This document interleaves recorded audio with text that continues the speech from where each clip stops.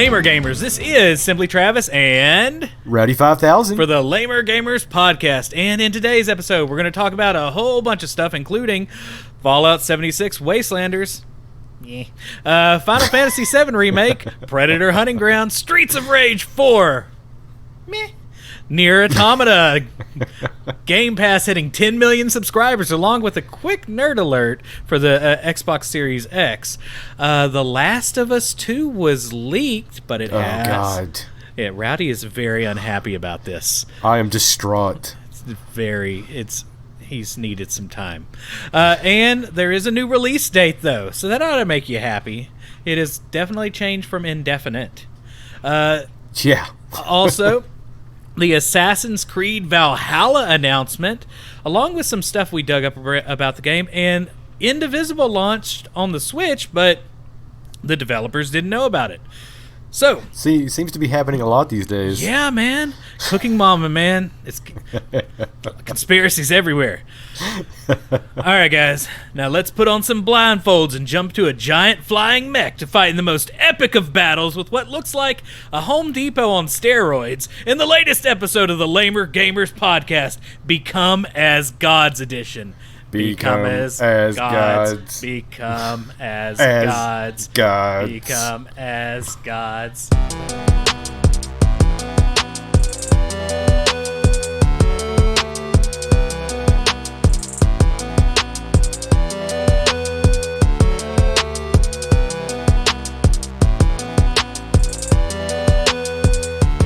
Alright guys, before we get into the games we currently have loaded up in our console cannons, if you like the stuff we do here on the show, make sure to check out @LamerGamersCast on Twitter, @LamerGamersPodcast on Instagram, I can't even spell it right. I'm not really going to be over there that much either way. And throw a review down on Apple Podcast or Podchaser. So, Rowdy, it's been a while since we had a regular episode. Pretty much. What are the games that you have been playing lately? All right, so obviously Animal Crossing.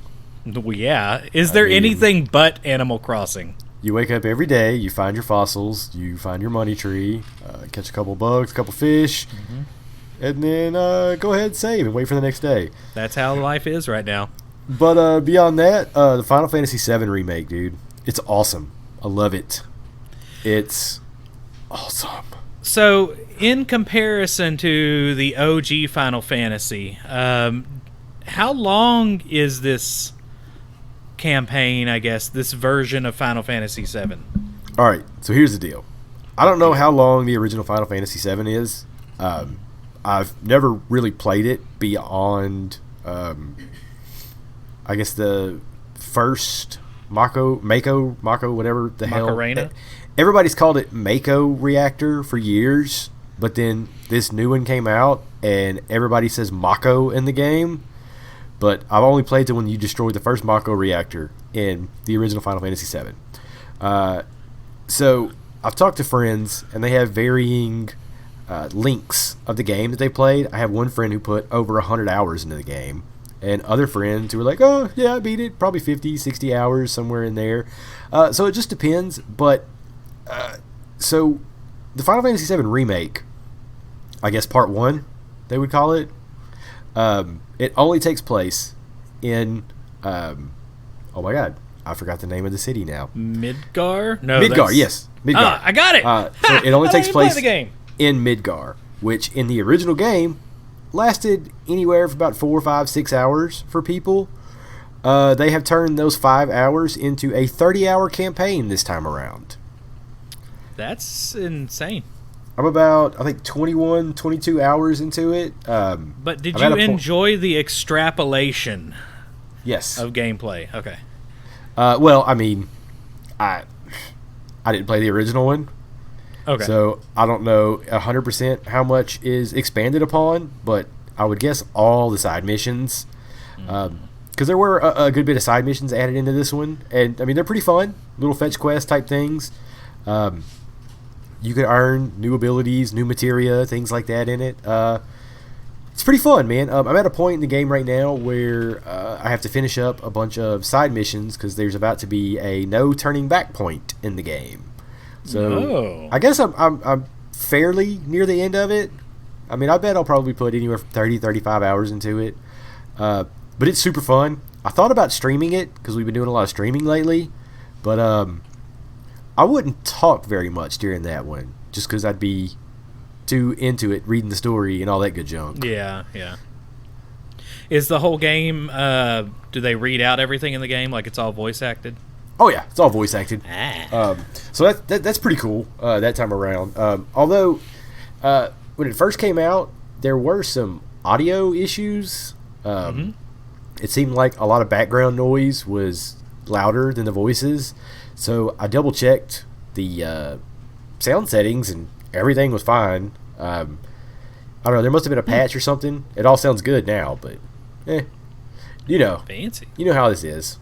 What do we got next? Okay, so I played Streets of Rage 4 last night. Me too. I played, I think it was like the first 2 levels. I played as 2 different characters. I played as Axel, who was in every single Streets of Rage game. He's got a beard now.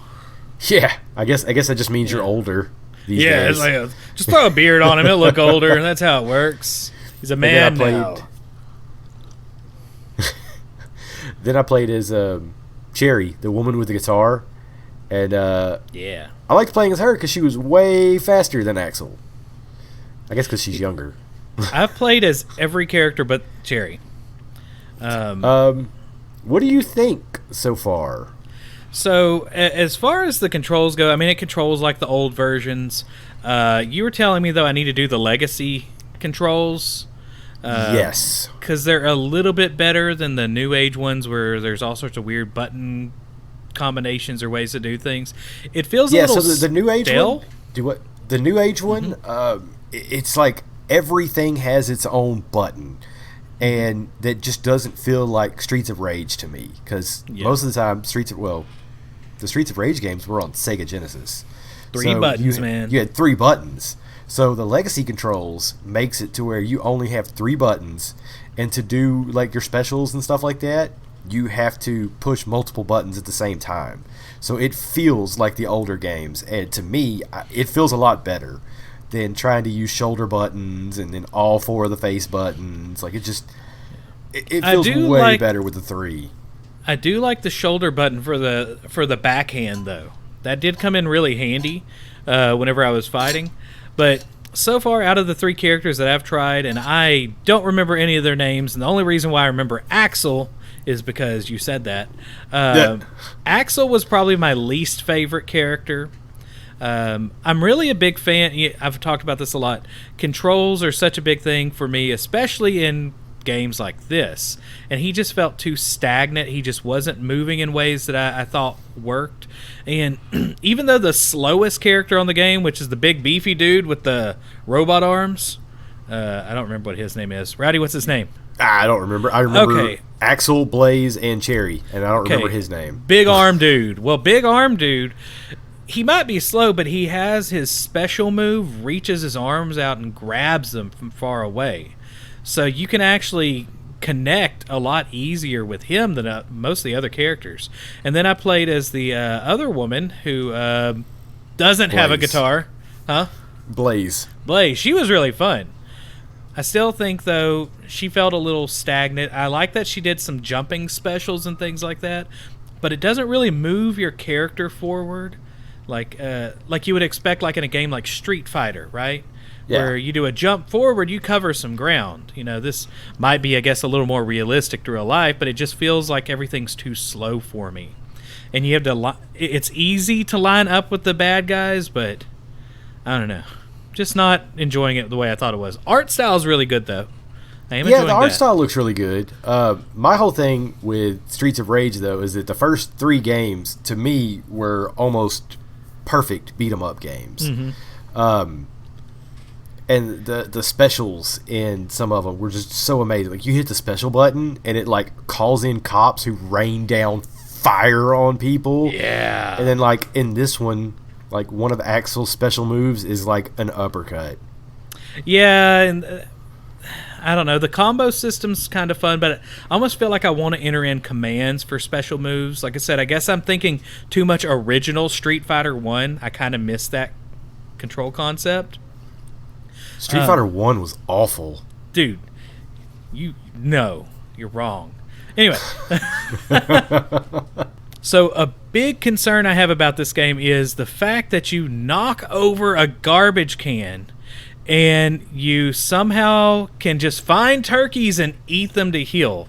Something tells me that there's going to be a bacterial load inside of these turkeys that would cause the exact opposite. Yeah, I don't think I would knock over a trash can and eat the turkey that was there, or, knock over the postal box and eat the apple that's underneath it. Now, in the options, you can change what type of food it is. Did you notice that? I did see that. That was pretty funny. Yeah. I just figured turkeys were big and noticeable, so I never changed it. Yeah, you could change it from a turkey to a giant salad. Yeah, because I wouldn't eat salad from a garbage can either, man. Yeah, exactly. Yeah, exactly. But yeah, man, I kind of dig it. I kind of don't dig it. I guess I need to play a little more, play as more of the characters. Did you get to the prison yet? Yeah. Yeah, that was weird. Yeah, that was interesting because the bad guys were all fighting each other because it was the cops versus the prisoners.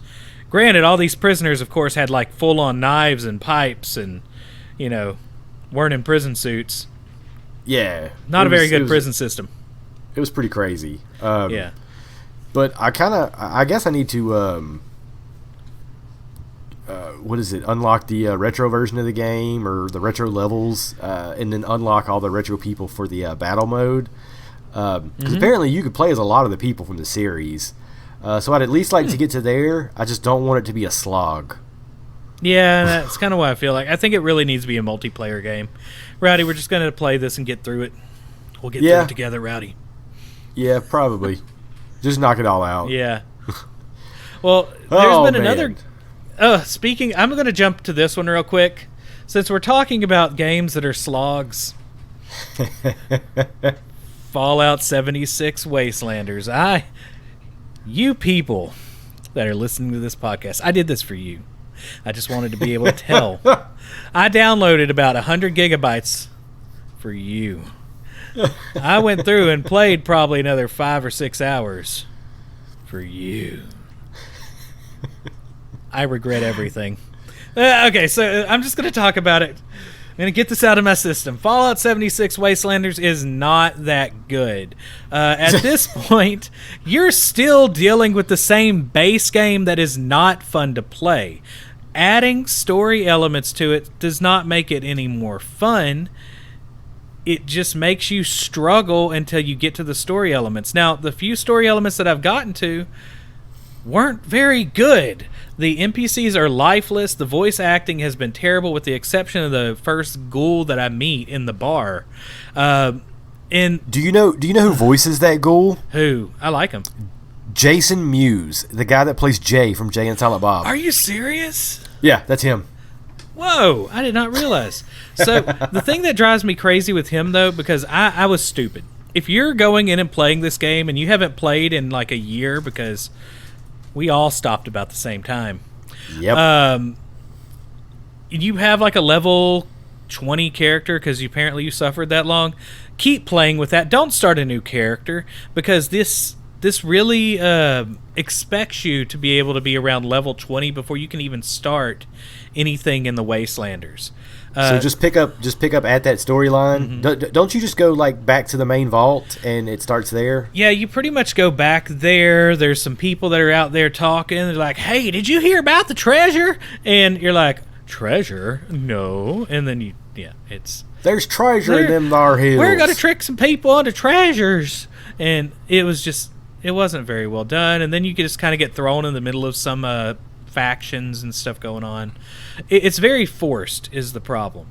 But okay. The thing that killed me, the one voice actor that I liked, he gives you these tapes and he forces you to listen to them, like doing like basic stuff like how to build your camp and stuff like that if you're a low level person, which I was. It's like, oh, yeah, and he does it in a very like monotone, boring voice on purpose. Like it's the shtick, I guess. I hated it. So yeah, I stopped playing it, and then I immediately went to another game I'll talk about in a little bit. Well, my first question, I guess my main question about Fallout 76. Oh, what? But does it make it the slightest bit better? Is it make it the same or worse? Okay, I will say, if you're on that scale, like, is it as bad as Fallout was before? No, it's a little bit better. If you can stand the core gameplay mechanics, or if you kind of like them, or you like anything MMO RPG in this genre, you'd probably like this. But if you're a hardcore first-person RPG or just a JRPG or any sort of RPG fanatic, and you don't really care for MMORPGs, you're not going to like this. That's kind of how I see it. And that's where I am. Basically everything I've seen about it is that it doesn't make the game worse. True. It makes some parts of it more tolerable, I guess you could say. I can see that. But there's not anybody ranting and raving about it. No, not at all. I re-downloaded it last night. I haven't gotten into it yet. I originally wasn't, but I decided, I'll go ahead and give it a little try. But I'm gonna keep with my same character if it hasn't been deleted. For that, but what was I gonna say? Oh yeah. So, have you heard about the bug in the game since Wastelanders has been released? I have not. Does this bug try to kill you? All right, well, so there's still a lot of bugs in the game. But this bug is if you die in one of the, I guess, player versus player or whatever like that, if you die in the wasteland and there are NPCs around, those NPCs will loot your body. And they will take your inventory. And the way that people found this out is that they would have unique guns or something like that, and when they'd go back to an area, there would be an NPC holding that gun, and you couldn't get it back from them. Man, they broke one of the rules of robotics. Just ain't right, man. But the reason why I decided to go ahead and re-download it, or I wasn't going to, is because I was not going to re-up my PlayStation Live account so that I could play online PlayStation stuff. Well, I went ahead and re-upped it so that I could play this next game, Predator Hunting Grounds. Yes! Dude, when I first heard about this game, I was like, this game is going to be absolute trash. It's going to look awful.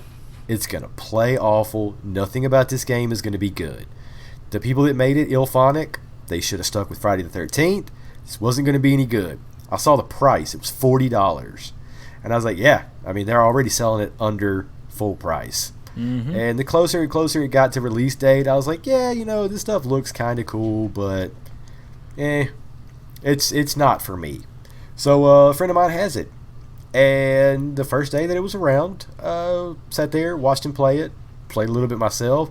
I was hooked. That night, I re-upped my PlayStation Live, and I got Predator Hunting Ground, and have played a ton since then. I freaking love this game. And I hate online shooters, anything where you have to play in a team. It's just not for me. But this game, absolutely amazing. Went ahead and I streamed some of it last night. Yeah, that was a fun stream too. We had. Now I do have questions. So you prefer one mode over the other? Predator versus what's the other? Strike team? I prefer playing as the fire team. Fire. I'm sure that if I got more practice as the Predator, that it would be fun. Good luck. But yeah, the problem is like you play the tutorial to learn how to control the Predator, but then to play as the Predator in a game, you're looking at a minimum of like a 5-minute wait time to get into a game. Now, if you've got enough friends to do a private match, that's awesome. If you can get 5 people in there to where you have 4 of you as the fire team and 1 person's the Predator, and then you can switch them out here and there, that would be awesome. But I haven't figured out how to do private matches with cross-platform, because I have some friends that play on PS4 and some friends that play on PC. So if we could figure out how to link everything, we would probably be able to get 5 people in to do that and be able to practice as the Predator. But last night was the first time I played as the Predator in a match, and it was probably the most uneventful match ever, and just easy XP for the 4 people that were playing against me. You waited for like 15 minutes too, didn't you? Oh God, yes, it was. Well, okay, so we waited 10 minutes, and then I canceled it out, and then tried it again, because there has been a bug to where it'll kind of freeze up, and you just can't get into a game, so you just cancel your wait time and start again, and then it was probably another 5 minutes or so. So yeah, we probably waited 15 minutes just to play as the Predator. Nice. And then it was not as easy as I thought it was. I couldn't tell the difference between AI characters and then the actual player characters, which, I mean, it's supposed to be like that. But it was not as easy. Now the fire team though, it's awesome. It's kind of a RPG style. Like you get perks, you get different gear that you could use, like stim packs, med packs, ammo packs, smoke grenades, flash grenades, frag grenades, stuff like that. And then like your perks are pretty cool. There's one where you can like lower your body temperature so the Predator can't see you as well, like when he's in heat vision. So it's very RPG like, and you have different levels. Like I think I leveled up to 43 right now. And as you level up, you unlock more weapons and things like that. You can customize your character. Now there's only 3-4 maps maybe right now. Mm-hmm. They're all based in the jungle. But what I'm hoping is that Ilphonic will put out some DLC for it, like they did with Friday the 13th, and maybe put some Predator 2 maps in there where it'll be like in a city, like in an urban environment. That'd be fun. It'd be totally awesome. Oh, I also forgot that like there's all kind of guerrilla commandos like in the woods as well that are because you have different objectives when you're the fire team that you have to do, and they get in the way. And this is one way that Predator can spot you, is when you're making a whole lot of noise in a firefight. So yeah, maybe gang warfare or something in the city. I don't know, dude. It'd be awesome. I love this game. It's totally worth $40. Sweet. So another game that I started playing that was that we talked about previously, I actually beat a game. Guys. It was a highly recommended game. I beat a game, though. That's room for applause. But I beat Nier Automata, Become as Gods. You beat one scenario. I have 3 different endings so far. There were credit rolls. Now, the first time I beat this game, I ate a fish. That killed you. Yep. Yeah. Don't eat fish in this game. You will die. I found that out very quickly. I had a couple of... and I did get an ending with 9S that I didn't think I was supposed to have. Because whenever you play as 9S, apparently you can go the wrong direction at the beginning of the game. Yep. I was just fixing to talk about that. You go the wrong direction at the beginning of the game, and then he just kind of like sits somewhere and like loses track of time, and then that's the end. Yeah, I want to say there's 26 endings to this game. Yeah, it's ridiculous. One for each letter of the alphabet. Yeah, so I know I have 3 so far, but all right. So I'd written some notes whenever I'd started playing this, and I was having fun with the game. The chip system, I went ahead and just put all my money into the chips and played my cards where they lay. But that actually worked really well, especially once I got the auto potion thing, or the auto heal thing. Like as soon as you do that, you just load them up and you will never die. Found that out. One thing that bothered me about the game initially, the colors in the world are very muted, and I was kind of wanting some more vibrancy, and I thought that the more these characters became less stoic or more human, that the world would get some color. That really didn't happen. It did become colorful in some parts, but the color palette is bullets weird. Are flying. Yeah, when bullets are flying. The color palette of this game is really weird. It's very what's called high key, where everything's very bright. It wasn't bad. It was definitely an artistic choice. It was just weird. Now, one thing I really did enjoy, though, with the game was... I'm going to use big word alert.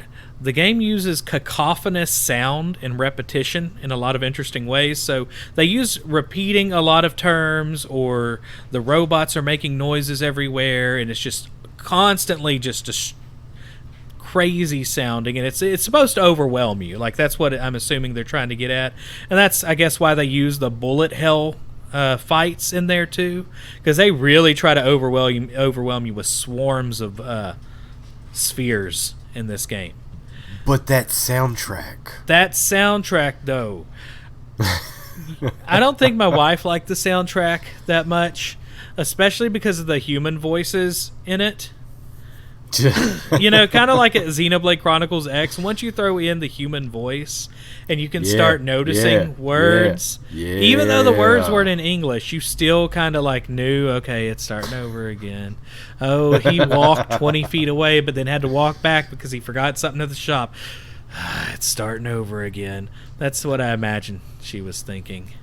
So she's just smiling to herself over there. That song at the end that rolls in the credits, when you beat, I don't remember if it's the second main scenario or the third main scenario. That song is sung in 3 different languages. Huh.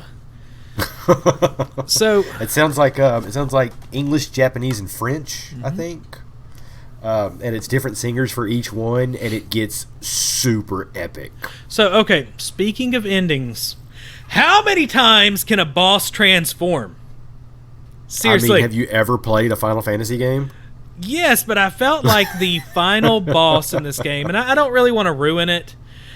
The final boss in this game transforms, at least 6 times? Dude, I lost count. It was just bonkers. It wasn't really a hard fight. It just took forever. There was a lot of like staying out of his way, and it gets to a point to where you can't use a lot of your techniques and fighting styles. Mm-hmm. That battle was bonkers. And I kept just thinking, dude, the whole game is bonkers. Well, you know, I thought that wasn't the end. I thought this was just like only a segment. The game ended way earlier than I thought it was going to end. I still feel like the game needed another 20 or 30 hours of story. Like, I don't know. I know there's another 20 or 30 hours of story if you replay it, but you don't really get a new story. You just get another version of the story until the 3rd time? Yeah. Yeah. So you play as 2B the first time, then 9S, her companion, the second time. And then the last time around is a 3rd character. You've ran into this character within the first 2 storylines. Yeah, I got a guess of who it is. And it kind of turns everything on its head because... Okay, let's just put it this way: without giving away spoilers, I was really hoping I could eventually turn on the humans. Yeah. Gotcha. Yeah. So that's what I'm hoping happens in the future. We'll see if I go through it again and play it, because I like playing as 9S. I just wish that I wasn't. I'm ready to go beyond his story. The second and third scenarios aren't as long. Yeah.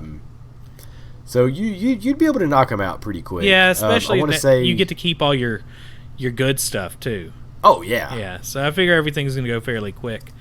All right. Before I talk about my last game, I actually have a couple games. Dang, I played a lot of games, Rowdy. That's weird. I know. Okay, so next one, Moving Out. I started playing that. I only played a couple rounds of it. We'll talk more about that probably next podcast, I would imagine. It's really fun. Stream that one. Yeah, we're definitely going to have to stream that next week. Or this week, if you're listening to the podcast on Monday. We're going to be playing some Moving Out at some point. We'll figure out a time. Yeah. Although, I got to say, it's a little too real, man. I've moved lots of things from people's houses in my house. I mean, granted, It's too real. I've never kicked anything out of a door or been attacked by a 6-foot-long turtle. But, it's too real. It's really fun, though. It's a mess, man. Other one is, man, I started playing Rocket League again. It's always a good one to come back to. Rocket League is so good still. And granted, I don't like the music in the game. I just put on Spotify in the background and just kind of chill. Yeah. Yeah. That's a good game to do that too, man. But it's Rocket League's always fun to come back to. It's always easy to pick back up. It's just awesome, man. Yeah. I mean, it's so simple. Car soccer. Car soccer! Okay, so I see that you are playing a lot of PS Now games. Yeah, I got PS Now because it was on sale. I got a full year of it for $45.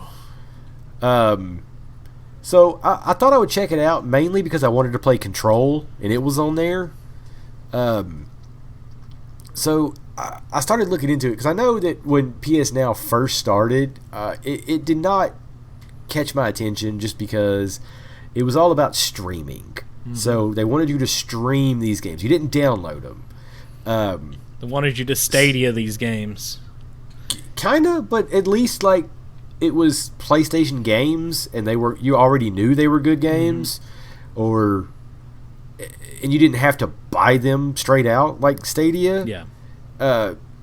So then they recently added to where you could download a lot of the games. Now, the older games, like your PS2, PS3, and I want to say there's some PS Vita games on there as well, you have to stream those. So I decided to test it out. So the first one I played was MotorStorm Apocalypse. And I don't know if you've ever played one of the MotorStorm games, but they're these pretty fast-paced, ridiculous racing games. Okay. Now, do you outrun the apocalypse? Pretty much. Sweet. Like, I mean, with a MotorStorm Apocalypse sounds intense. A lot of the tracks, they look like just crazy things happen there, like big explosions and stuff like that. So you're trying to dodge debris and all that kind of stuff. But I can remember the game's controls not being 100% accurate when I played it on PS3, and they seemed a little floaty on PS Now. So I wasn't sure if I just wasn't remembering how the controls were, or if that was actually lag. So we decided to play. Well, yeah. So we decided to play some other games, some other racing games. I forget. There was one I downloaded or I was streaming. Sorry, there's one I was streaming, and it turns out it was a racing game made by Disney. But it was all about kind of being a stunt driver, and you had this gauge that you built up where when you hit a button, like explosions and all this like crazy cinematic effects and stuff would happen. And I didn't get any lag or any noticeable lag. Every once in a while, I would have a frame rate drop for a second or two, but that was also on a business account, or a Spectrum business account. Mm-hmm. So there was lots and lots of data being used on this account while I was doing this. Right. So I need to test it a little more at home, and then maybe I'm going to do a Game Pass PS Now comparison episode in the future. Because I've noticed that a lot of the games that are on PS Now are also on Game Pass, or are games that are given away every month on Humble Bundle. You know what we need to do? What's that? We put them on cards, and we write down all the titles of every card, and then we play it like war, like the card game, and whichever one's better, you get the other cards in the deck. If they're tied, then we have to do the whole thing. It'd be awesome. In my head, that works. It might be because I'm tired. Now there are a ton of games on here, but a lot of it is PS3 games, and for me, PS3 is definitely one of my top consoles. PS3 and Super Nintendo, my top consoles, and just going through a lot of those games, dude, it was super nostalgic. I was like, man, this is going to be awesome. So I've got a year to try this out. Maybe in a month or so, I'll do the comparison video. Yes. Or the comparison podcast. And we'll go from there. Let people draw their own opinions. Yeah, maybe video. Speaking of video, we have been doing a lot of video stuff lately. We've been doing a lot of streaming. We're moving some clips of our play onto YouTube. So make sure you are checking out our YouTube page. I'm still continuing the game that I never stopped talking about, Deadfire campaign. And it's been doing pretty well. We've gotten a lot of people from the Project Eternity Reddit coming out to see it. And we recently just added a new crew member called Worthless Idiot. He's my friend.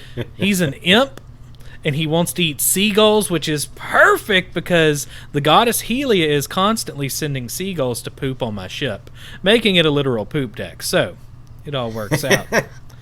All right, but this is your what is it? Your dumb playthrough? Yes, this is my what you were calling everything bad playthrough, and I'm playing as Bartleby, the Beckoner of Bad Ideas.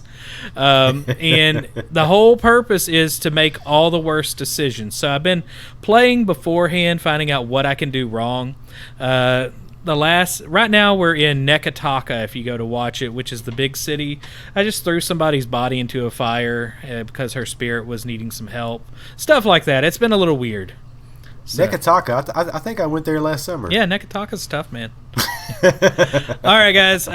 We are about to head to news and views. You got anything else before we head that way, Rowdy? No, man. I've played I've played quite a few games. I guess I've forgotten some of them, but let's go ahead and move on. All right, let's load up the shells and bananas in the cart and let's get moving.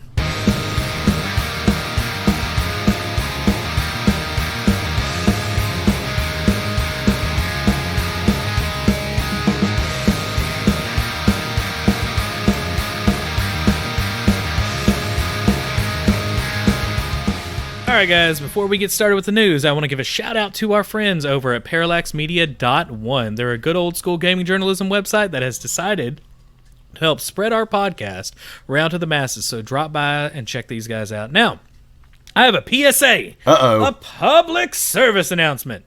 If you have a Nintendo Switch, update it now to 10.0.2 because it fixes a Joy-Con drifting issue with the Pro Controller that was introduced in the 10.0 update. So if you are really angry because Mario keeps jumping off of a cliff whenever you're not wanting him to, that's why. Is this the 10.0.0 update was the one that lets you remap controllers, right? I'm not sure.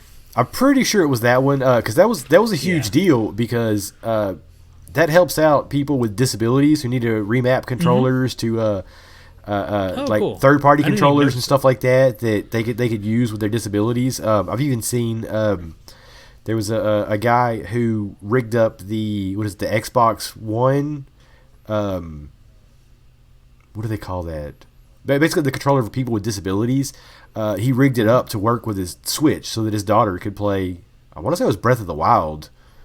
It's pretty awesome, man. So it really helps out. That is awesome. It really helps out with a lot of the disability issues for people. That's cool that Nintendo's jumping into that because I know Xbox does it with their adaptive controller. That's what it is. So the adaptive controller. So you can hook up the adaptive controller now to the Switch? We'll need to look into that. He did a little workaround to get it to work, but he got it to work. Yeah. We'll have to look into that one. That sounds like an interesting ordeal.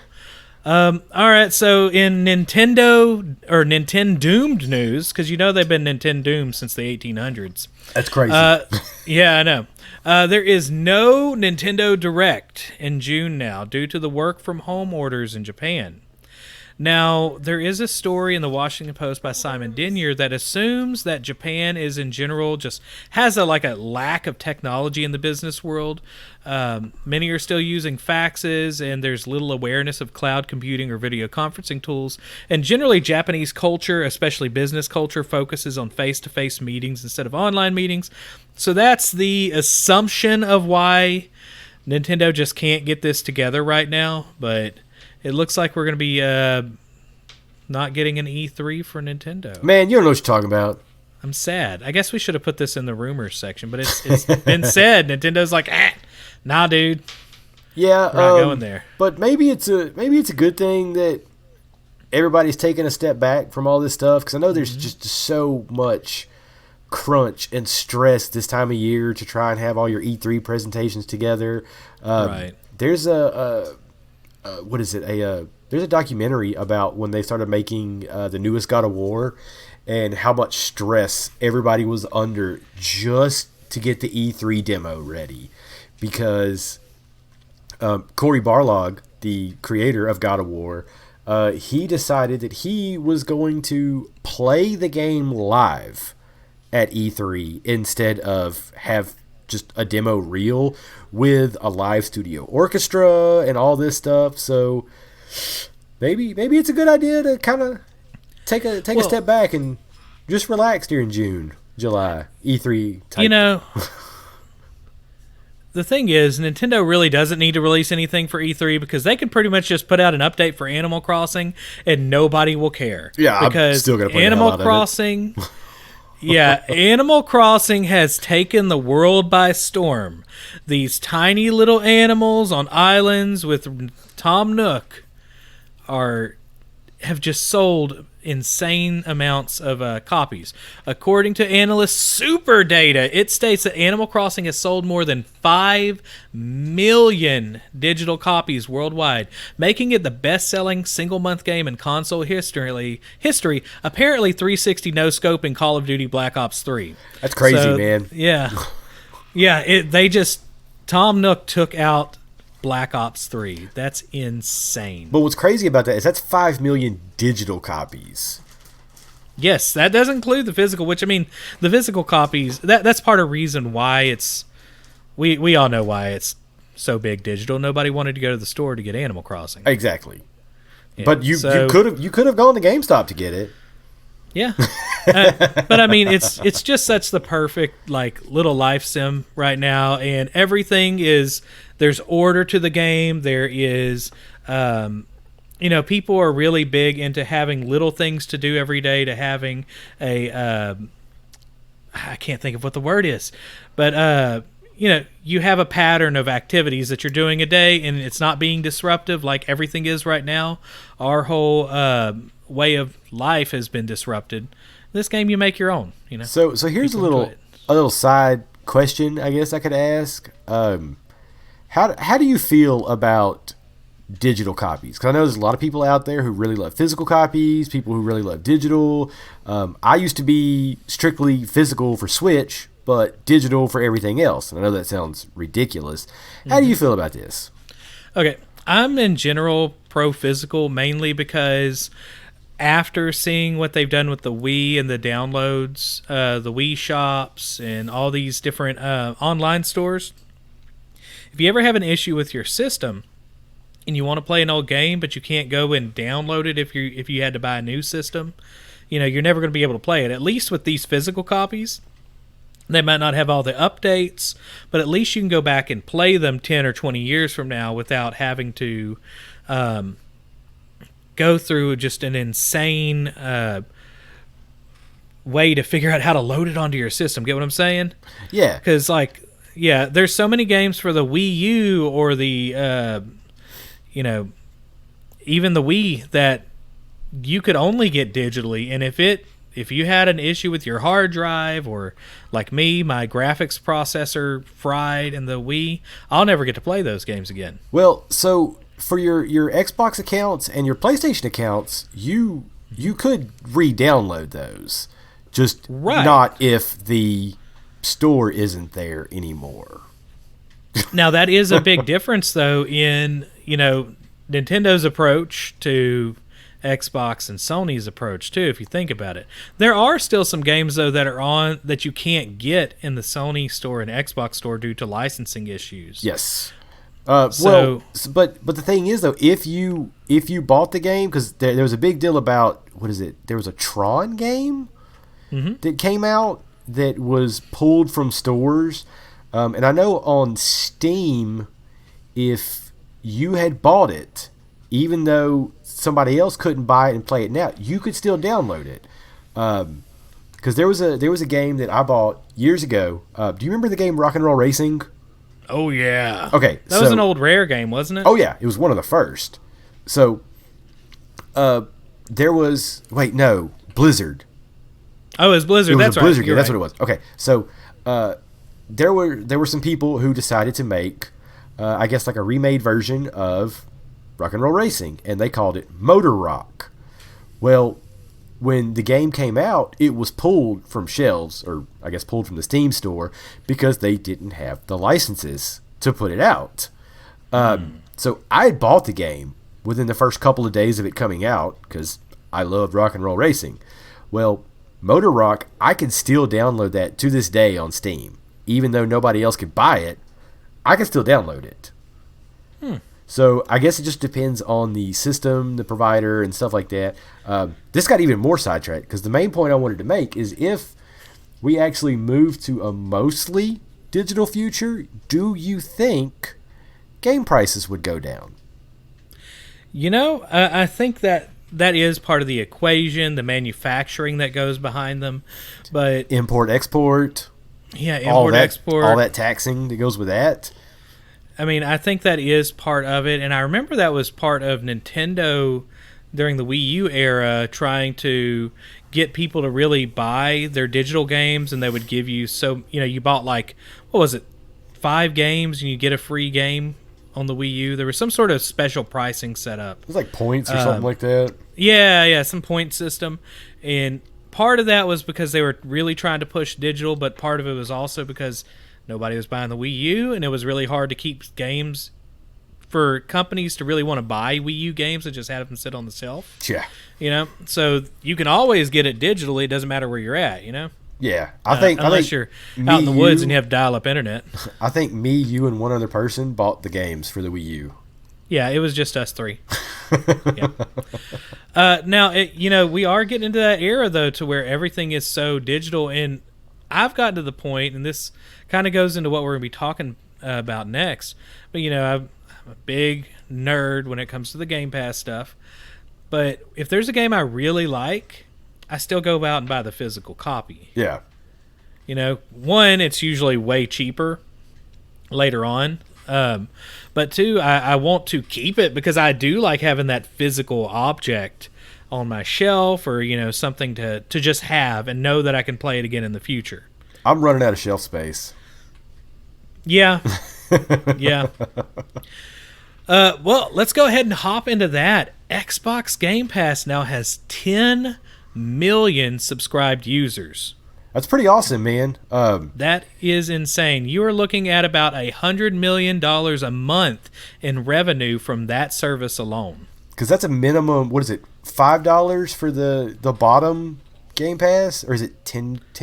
It's $4.99 for the beta one that's PC only, but that's a very small group of users. So then it's what, most 10 and 15? $10, it's $9.99 for the Xbox only, and then it's $15 if you want both. But that also comes with Xbox Gold. Yeah, that also comes with Xbox Gold, which is Xbox Live, pretty much. And they're also saying that Xbox Live itself has 90 million active users right now. Oh, yeah. I believe that which is insane. That's a ton of people playing. And I know we were talking the other day where you're like, show me the sales numbers. But, dude, the revenue stream that's coming from them, it's no wonder why they're getting big titles like Red Dead Redemption. They've got the Fallouts. They've got Grand Theft Auto, because that is... You just kind of stand in front of the money stream as a company and just say, hey, put my game on here for 2 months. All the Fallouts are on PS Now. And PS I'm sure Now, they are. And PS Now had Grand Theft Auto first. Yeah, Face. That's nice. Oh, Face. That was loud. I'm sorry. Back up from the mic, Ratty. But I know I joke a lot, but like I have both of these services. Yeah, absolutely. But, a lot of people have been wondering, how does this service actually work? Because they have a lot of big games. It's not just those games. And there's over 100 games on the service. Anyway. But, when you're looking at, $1.2 billion probably a year in just revenue from this service only, that's a lot of money you can hand over to indie developers. You can hand over to developers that games are just not selling because it's been 2 or 3 years. That's quick cash that they can push towards their next project. It makes a lot of sense. Now, I have some numbers that show the competing services too and where they're at. But also, real quick mention on Game Pass, xCloud is going to become part of Game Pass later this year. That's going to be awesome. further putting the nail in the coffin of Google Stadia. Ugh, I hate it.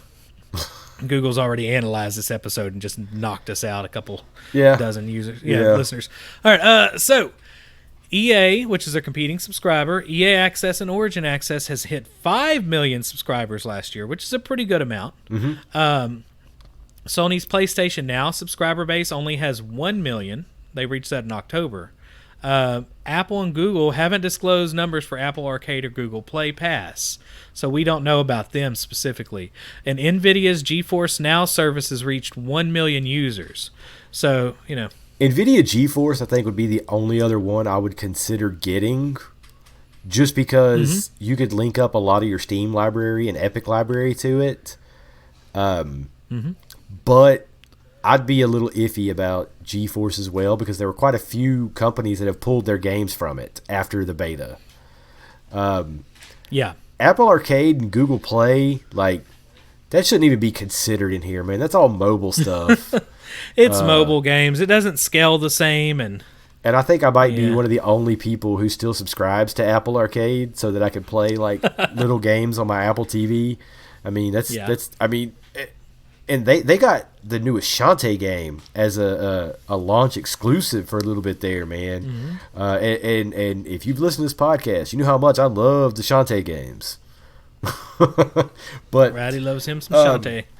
No, another thing about Game Pass, though, compared to a lot of the other ones, is the revenue split.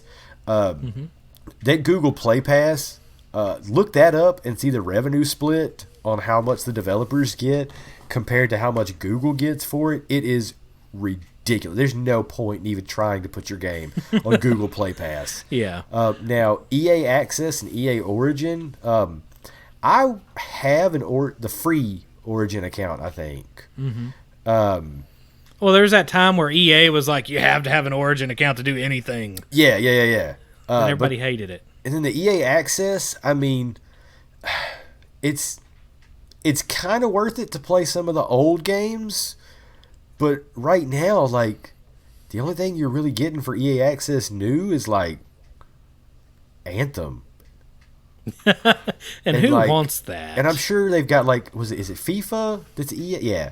So I'm sure there's FIFA stuff, football stuff like that's on there. I mean, I can understand them having 5 million subscribers due to the type of games they put out, but if you think about it, those 5 million subscribers are probably mostly different people than the 10 million subscribed to Xbox Game Pass. There's probably not a lot of people out there who have both of them. Yeah, it's going to be interesting because Microsoft does have a history of really trying to start up these kind of things or phase out different companies to create services. There's a lot of history over the HD DVD and how it led into Netflix and companies like that and streaming in general becoming big that you can look into. But it's interesting. We'll see how next year changes. And looking at the news with that we talked about during the April news cast with Value Act coming into Nintendo and putting, you said it was a 2% stake into Nintendo, but nobody on the board. It was a 2% stake, and that's kind of worrying because you have so many people out there who try to do hostile takeovers of different gaming companies. If you look back at Vivendi and Ubisoft, when Vivendi bought a 25% stake in Ubisoft, they started trying to instate their own people on the board, basically just trying to take everything over. They didn't like the way that everything was going. They wanted to push more of the EA subscription type stuff. So I watched a video that was talking about a lot of these and how when Value Act came in and bought the 2% stake, that I want to say it was well over $1 billion that they put in for this. It's 1.1 billion. 1.1. Okay, so 1.1 billion they put in for a 2% stake in Nintendo, but that doesn't give them any chairs on the board. So as of right now, it is not looking like a hostile takeover because they're kind of playing nice with each other. Nintendo said nice things, Value Act said nice things, but watch out. Okay, so going into the history of Value Act, and we talked about this last episode too, ValueAct is considered a activist investor. So that does not mean they go around with a picket line and they have things spray painted on themselves. They have one specific thing in mind usually, or a couple things that they want to kind of spearhead in the company. ValueAct has also put money into Adobe and into Microsoft, specifically the Xbox games department. When they went into Adobe and they put in money, Adobe CC happened, Creative Suite. I'm sorry, I forgot what the CC is. But anyway, I subscribe to it. It's basically a subscription service for people that use Adobe products, and they went away from selling $600, $700 software, which you could use forever. Instead, it's a subscription service for $20 to $30 a month. Well, then they went over to Microsoft and Game Pass started happening. So, we're potentially looking at Nintendo, and this is what they've said very openly, is that they think Nintendo has started to do things with the Nintendo Online services, and they just don't think they did enough. So they want to go in and help out Nintendo with it, and that's their whole purpose right now. We'll see what happens from there. So yeah, that was a good segue, but it all connects because the streaming services, from xCloud and Stadia to even these game services that are almost working like the Netflix of gaming, are really starting to shape up. We're seeing a massive change happen. I don't know how many more streaming services I can afford.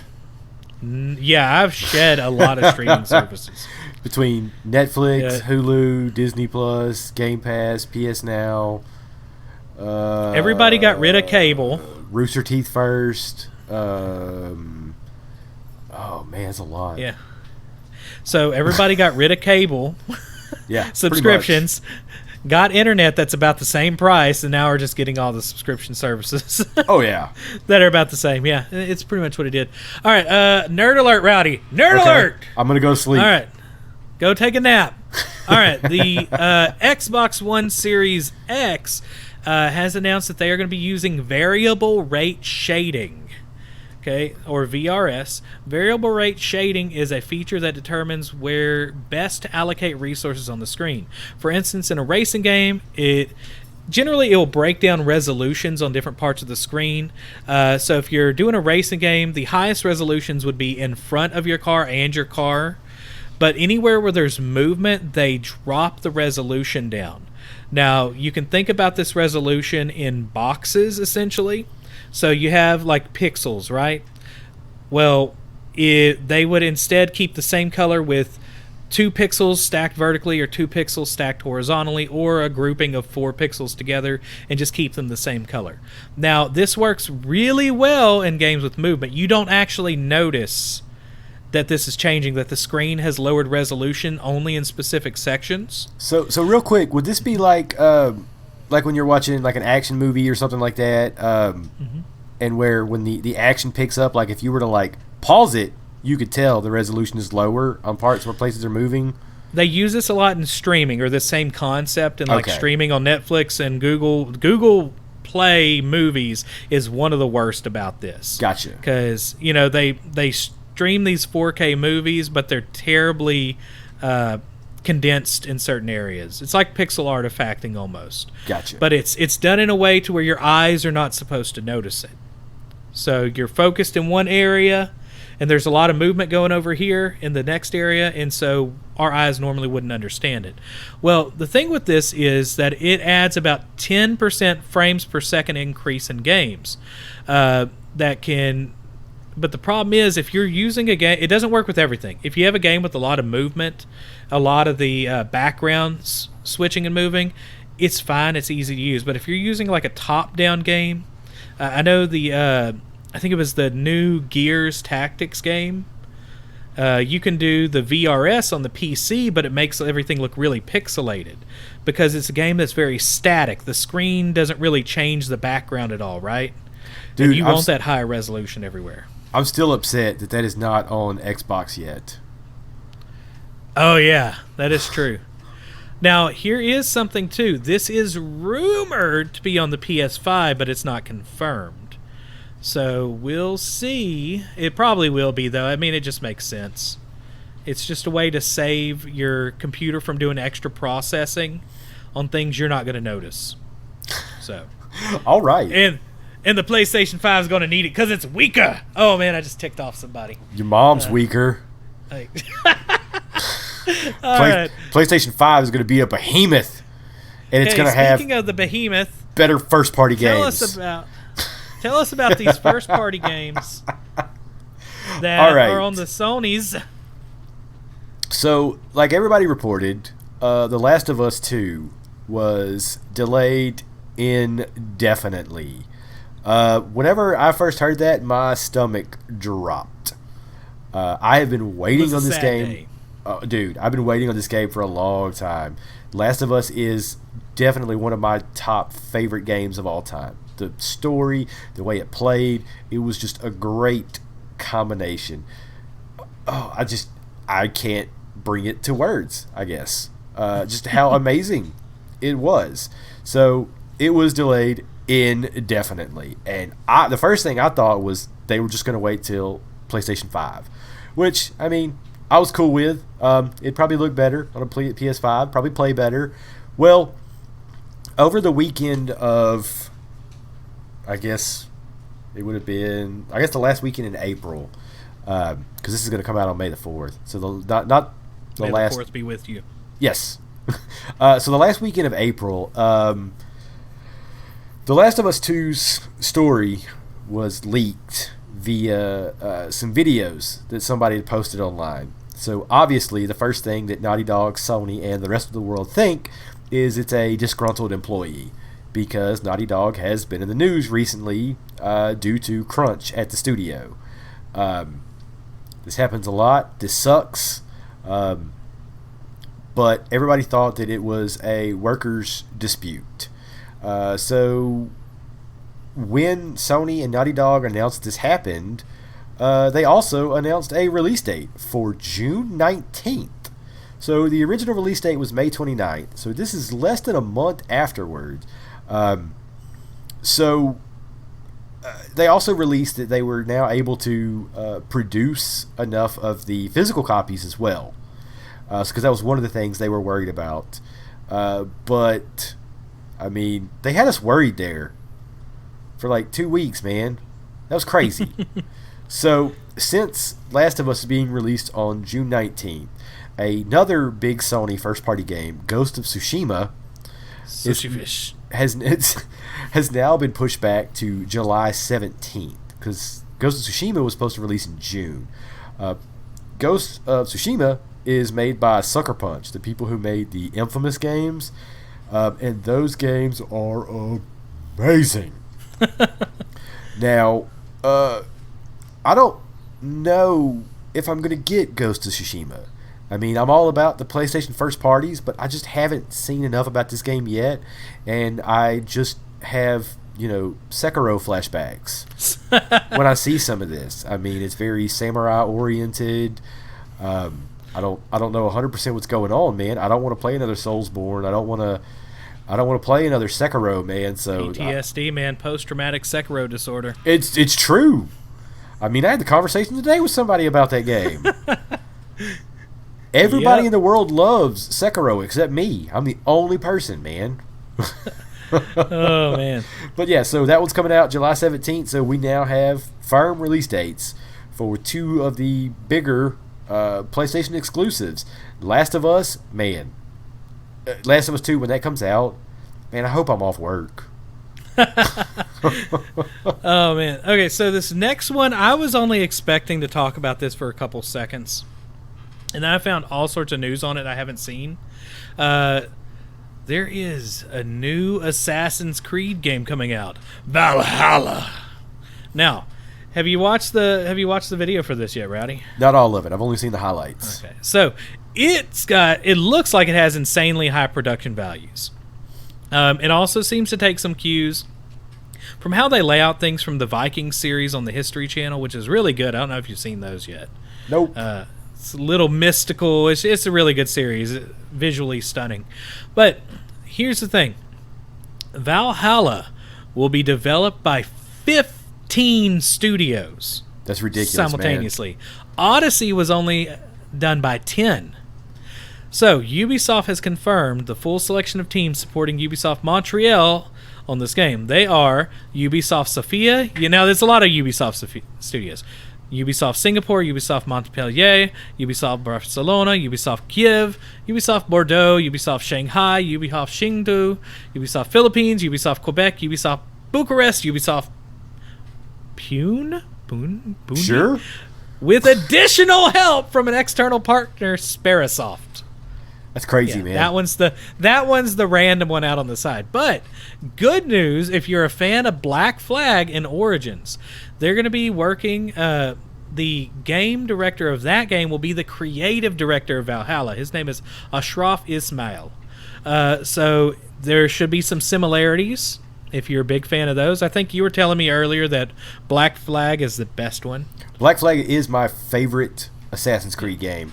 But take this with a grain of salt, because I was not a fan of the first few Assassin's Creed games. And that's blasphemy when it comes to Assassin's Creed fans. Assassin's Creed 3 was really good. 4 was my favorite. What was it? They did Assassin's Creed Rogue, which was part of the 3 and 4 trilogy. I didn't know if you knew that or not.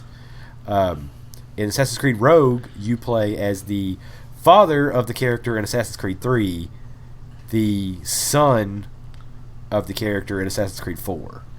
So it was this crazy trilogy, and in Assassin's Creed Rogue, like, you played as a Templar, not an assassin.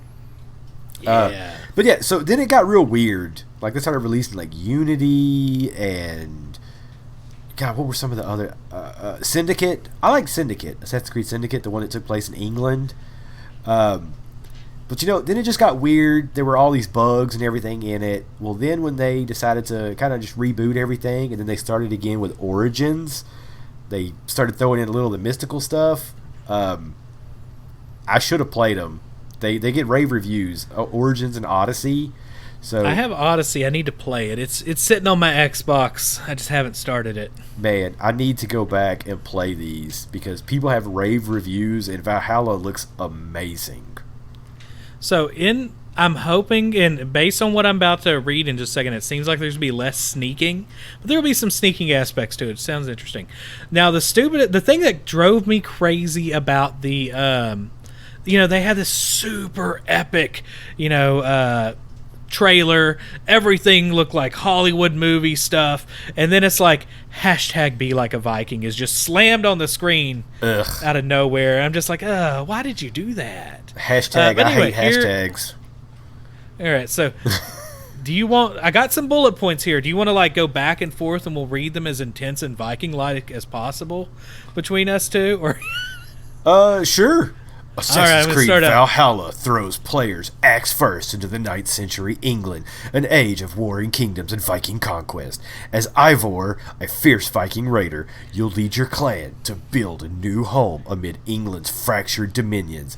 Launching Holiday 2020 on PS5, Xbox Series X, as well as the PS4, the Xbox One, PC, Stadia, Wii U, Wii, Sega Genesis. Lies! Play Assassin's Creed Valhalla will let you raid, conquer, and fight for glory in a mysterious, brutal new land. Sounds awesome. So, yeah, I'm really excited for what just sounds cool. All right. In Assassin's Creed Valhalla, nearly every decision you make will have lasting effects throughout the world. Violence won't be your only tactic for getting what you want. A silver tongue can be effective as steel sword when it comes to finding a home for your people. Shifting England's balance of power and expanding your influence through diplomacy will likely make you more friends than brute force. Every political alliance you build, combat strategy you employ, and dialogue choice you make will alter your journey. So it's going to have more RPG aspects to it than previous games. Yeah, well, the newer ones have been getting more into that. I like that because I'm bad at sneaking. Like starting with Origins, they started doing a lot of that. I don't know if you know this. In Origins, they had a lot of history on ancient Egypt, and there were actually history teachers that were using it in classrooms because they knew kids like Assassin's Creed, and they were trying to teach ancient Egypt. Yeah, I've heard of that. I've also, some of my favorite stories are like some of the older Assassin's Creed games where people talk about their grandmothers playing the game just to walk around Italy and stuff. That's funny. Yeah. My grandma's from Italy and she just loved that game. Yeah. You wouldn't be a Viking raider without raids, and Assassin's Creed Valhalla lets you lead surprise longship attacks to pillage enemy territories for much needed resources, or launch massive assaults against rival Saxon strongholds. Raids will be more action-packed and brutal than anything Assassin's Creed has seen before, thanks to a visceral new combat system that lets you bash, dismember, and decapitate your foes.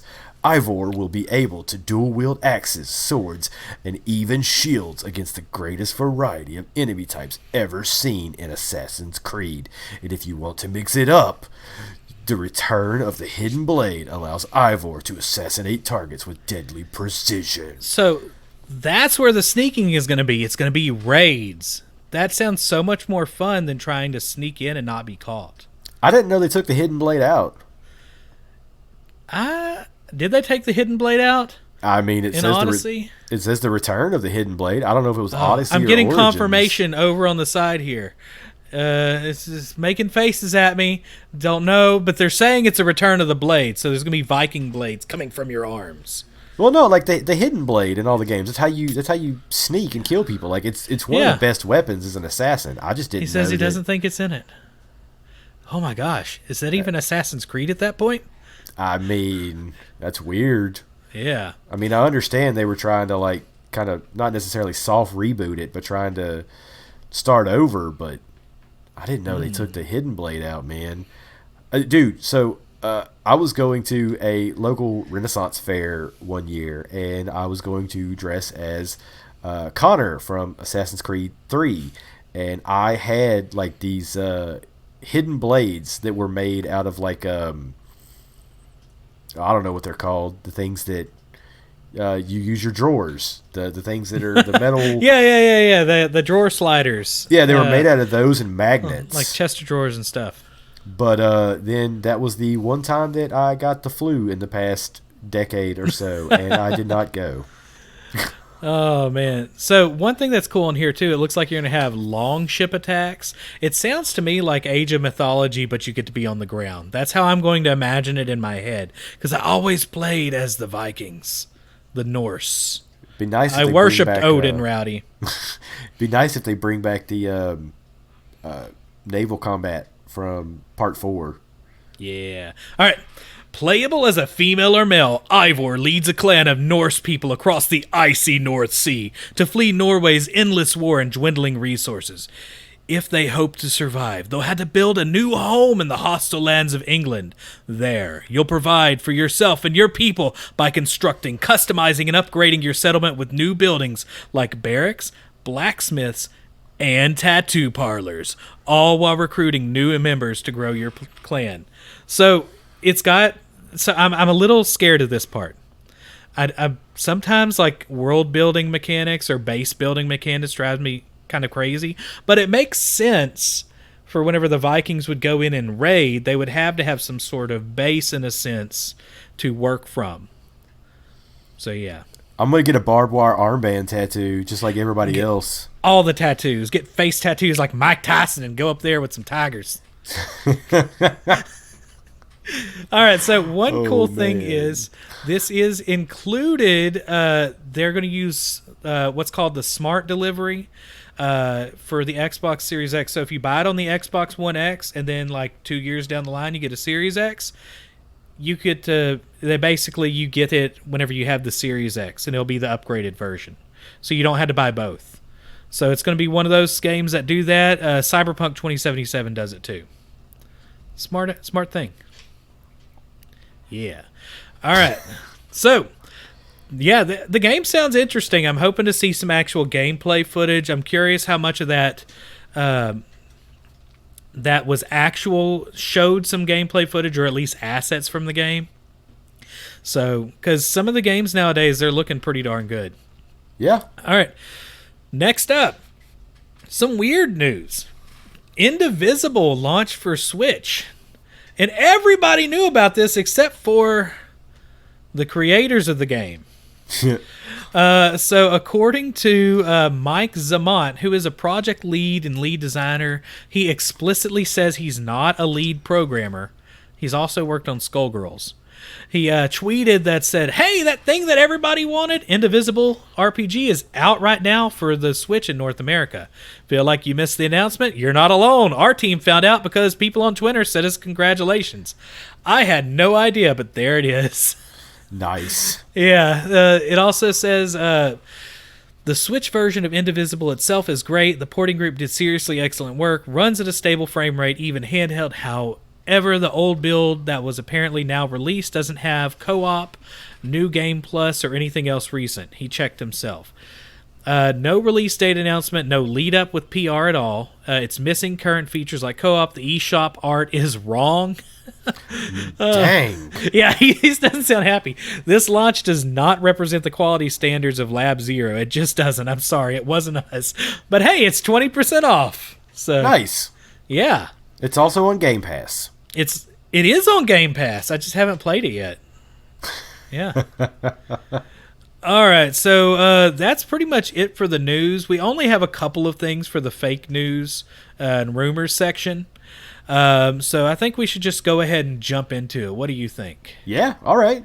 All right, now, before we start jumping into it, though, make sure to tell your friends to check us out on Spotify, iTunes, www.lamergamers.com, or wherever you cast your pod. So, there's been a data mine in Animal Crossing. No. Oh, no, another data mine? Wow! Oh, man. So there have been people that go through, they get the updates on the Switch, on these hacked Switches, and they go through and pour through the data. Now, they did start saying that Nintendo realized that people are kind of giving away all their new updates, so they're starting to hide some things in the code. But one thing that was left in there, Dream Suite functionality is possibly coming back. Do you remember Dream Suite? Yeah, it was nuts.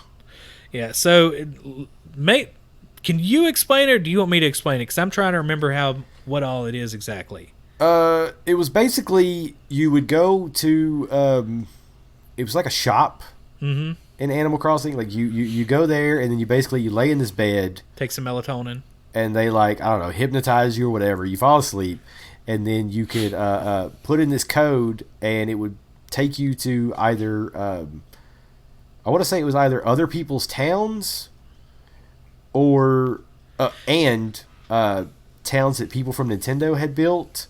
Like, I want to say they would put the codes online somewhere, then you could put that code in and visit the Dream Suite of this town.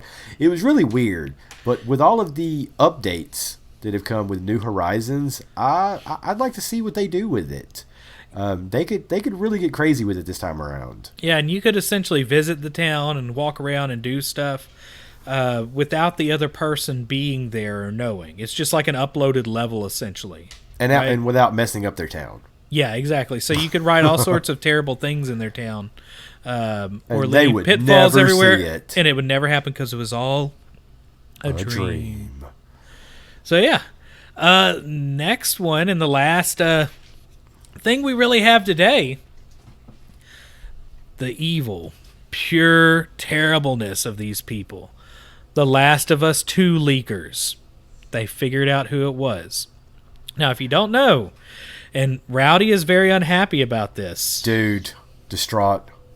Videos of leaked gameplay, cutscenes, and pretty much the whole game has been sent out all over. Just after they revealed that it was going to be delayed indefinitely. Basically, they thought, okay, well, you were telling me earlier, they thought it was somebody that was in shop, right? Like a disgruntled employee. They thought or it was a something? disgruntled employee. The first rumor that came out was that it was a labor dispute or a dispute over money. But now they're saying that they have found out who it is, and that it is not somebody in-house. It is not somebody affiliated with Sony or Naughty Dog, but apparently some outside party. But they are not releasing who it is due to an ongoing investigation. Whoever this person is, they need, 99 to life. 99 to life. 99 to life. Yep. So according to Hayden Taylor and Rebecca Valentine at GameIndustries.biz, Sony has confirmed to them that it has identified the primary individuals responsible for the leaks earlier this week, saying they were not affiliated, as Rowdy was saying. But they're not going to say anything further. So right now, these people are in a dungeon. I hope so. Being beaten with oranges in a sack so they don't leave bruises. That's not severe enough. That's Rowdy wants damage done to these individuals, and he is putting out a reward. No, he's not really. Sorry. I want them to walk into the room with a copy of the Geneva Convention, and then throw it in a metal trash can, cover it with lighter fluid, and set it on fire right in front of these people. Then it begins. Then it begins. Oh man. Yeah, so that's what's going on in the gaming world this week. Do you have anything else that you wanted to add today, Rowdy? Man, throw the Geneva Convention out the window when you prosecute these people. All right. So, hey guys, we are doing more. And don't spoil the game for anybody. Do not tell Rowdy about this game. Don't tell me about it. I swear, man. There was a podcast that I watch and listen to. They do audio and video. One of the guys had to put on Twitter. He said, "Yes, The Last of Us 2 has been spoiled for me. No, that does not mean that I want to talk about what happens in it.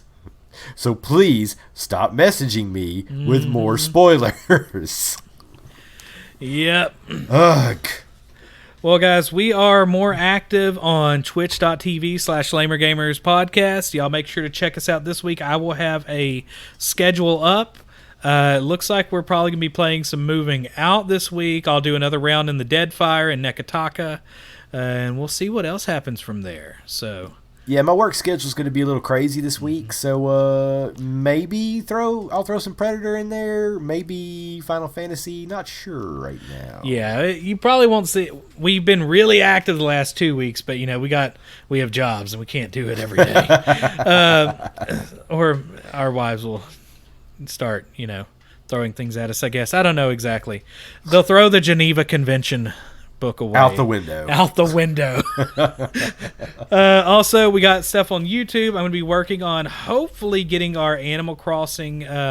We did a really fun stream where we showed off some games you can play in Animal Crossing. Whenever you have friends over, I'm going to try to condense that down to a 10-minute video and have that up for y'all either this week or next week. So we'll see how that goes. I've got to learn a lot of stuff in Adobe Premiere first. It's going to take some work. But that is it for me. You got anything else, Rowdy? No, man, that's it. All right, guys, we are out. Have a good one, guys.